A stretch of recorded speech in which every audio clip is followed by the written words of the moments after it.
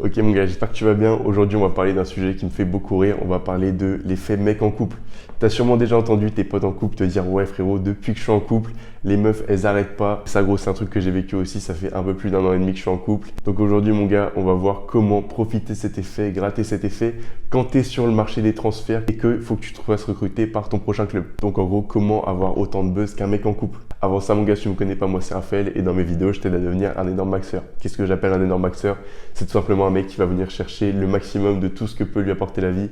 Donc mon gars, c'est une mentalité qui te correspond et que toi aussi tu veux pas d'une vie dans la moyenne, je te conseille de t'abonner, comme ça moi je gagne un abonné et toi tu gagnes les clés pour devenir la meilleure version de toi-même. Donc gros, c'est gagnant-gagnant, qu'est-ce que t'attends? Et on passe direct à la vidéo. Mon gars, avant toute chose, on va commencer par expliquer ce phénomène, expliquer les mecs en couple d'un point de vue psychologique. Donc gros, j'ai grave fait le rapprochement avec un livre que j'ai lu il y a pas longtemps qui s'appelle Influence et Persuasion, qui est un livre super et qui parle un peu de psychologie. Et dans ce livre-là, il y a deux principes, deux chapitres qui ont grave retenu mon attention par rapport à l'effet mec en couple. Donc ces deux principes, mon gars, c'est la preuve sociale et la rareté. La preuve sociale, c'est quoi? C'est en fait, vu que tu es un animal social, et bah dans ta tête, quand tu vas voir plein de gens faire un truc, quand toi tu es dans une période de doute, et bah tu vas faire comme eux. C'est comme quand tu es dans une salle ou dans une classe et que d'un seul coup les gens applaudissent, bah toi tu vas applaudir aussi. Quand par exemple moi j'étais perdu au Solidays l'année dernière, que je trouvais pas l'entrée, bah juste j'avais qu'à suivre les gens qui y allaient. Et donc pareil, la rareté, c'est quand tu vas dans un magasin, que tu as envie d'acheter un truc et que le vendeur, le poteau, il sait très bien son métier, il te dit ouais c'est le dernier qu'on a en stock. Et bah là gros, tu vas être beaucoup plus impliqué dans la vente, beaucoup plus motivé pour l'acheter.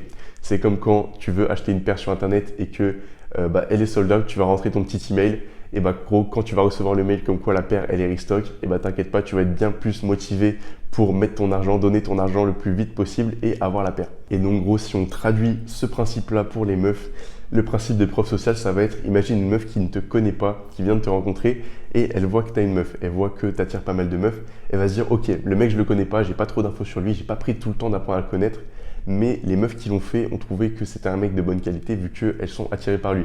Donc en gros, elle va pas se dire ça dans sa tête, tu vois, mais ça va se faire inconsciemment en une fraction de seconde et elle va directement être attirée par toi.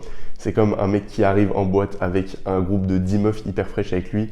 Et bah les meufs elles vont se dire putain vas-y, les meufs elles sont avec lui, les meufs fraîches sont avec lui, moi j'ai envie de faire comme elle et d'aller vers lui. Et pareil gros, le principe de la rareté, un mec rare qui n'est pas disponible aura beaucoup plus de valeur à leurs yeux qu'un mec qui se rend disponible tout le temps. C'est-à-dire qu'inconsciemment on va faire des petits tests pour voir si jamais tu es capable de lui mettre des barrières. Maintenant gros, on a compris comment marcher cet effet, on va voir comment gratter cet effet. Il va falloir que tu décentralises ta vie des meufs. Comment faire? Tu as déjà eu cet exemple là gros, tu vas en boîte avec des potes à toi.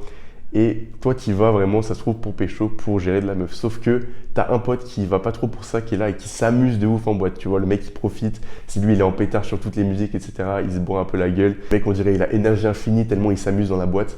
Et bah gros, t'as remarqué que c'est sûrement lui qui finira par pécho une meuf. Pourquoi? Parce que ça active un peu ce phénomène de la rareté. Ça veut dire que les meufs, quand elles vont en boîte, elles savent très bien, quand tu les regardes, elles savent très bien quand un mec veut ou pas. Donc ça veut dire que quand un mec, elles vont le voir s'amuser et tout, elles vont se dire putain, c'est rare parce que le mec, sa priorité, c'est pas les meufs, tu vois. Voilà, l'exemple de la boîte, tu peux l'appliquer à plein de domaines de ta vie. Arrête de baser tes choix sur les meufs, un peu comme le ferait un mec en couple finalement qui va en boîte ou juste qui vit sa vie et tu verras que ça va marcher. Et ça marche pas que pour pécho en boîte, ça marche aussi pour attirer sur le long terme.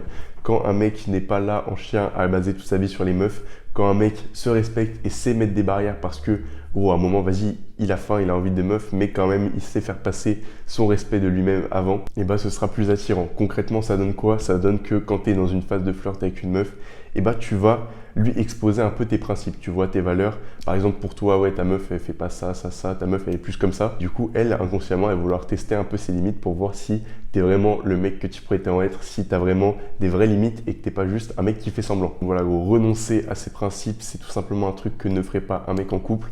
Alors que c'est un truc que ferait un mec qui est en chien. Pourquoi? Parce qu'il a trop la dalle, du coup, il est pas très regardant sur la qualité. Donc voilà, chef, quand t'as l'air désespéré, tu passes pour l'opposé d'un mec en couple.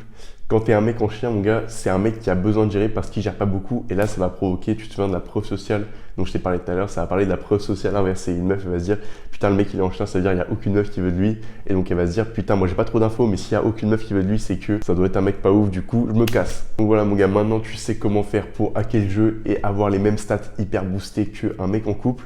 Donc voilà, j'espère que ça t'aura aidé. Avant de partir mon gars, je te parle de mon programme de muscu que j'ai créé, un programme qui va t'aider à construire un physique qui est esthétique et une confiance en toi à toute épreuve. En gros, si tu veux passer l'été prochain avec un physique qui ressemble à ça et une confiance en toi qui va te permettre de parler à tous les gens de la terre, tous les gens que tu veux et faire des belles rencontres, bah va checker en description mon programme. Gros, si jamais tu as de la thune à mettre dans un grec, mais qu'à la place tu l'investis dans toi-même, dans ton développement, et bah tu ne peux que en tirer du positif. Dernière chose aussi, si jamais tu penses que depuis la vidéo je dis pas de la merde et que j'ai un avis qui pourrait t'intéresser pour ton problème particulier, j'ai créé un Insta, donc les DM sont ouverts si jamais tu as un problème, des conseils à demander, je pourrais t'aider, viens t'abonner et m'envoyer un message si jamais tu as besoin.